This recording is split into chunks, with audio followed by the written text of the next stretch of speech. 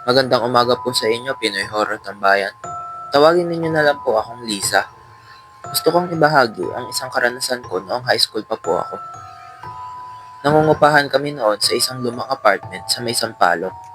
At ang kwarto ko ay may isang bintana na nakaharap sa abandonadong bahay sa tapat namin. Madalas, tinatakpan ko yun ng kortina kasi nakakatakot yung itsura ng bahay.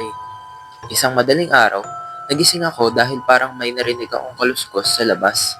Hindi ko naman pinansin, pero maya-maya lang, naramdaman ko na parang may nakatingin sa akin. Napalingon ako sa bintana at nandoon ang isang babae.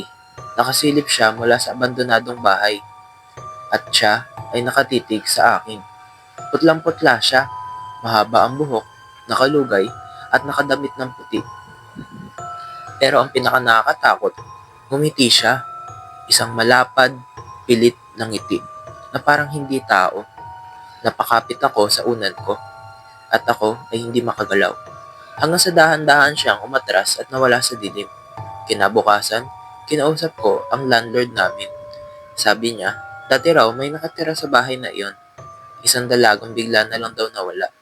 Hanggang ngayon daw, nagpaparamdam siya sa mga bagong nakatira sa lugar.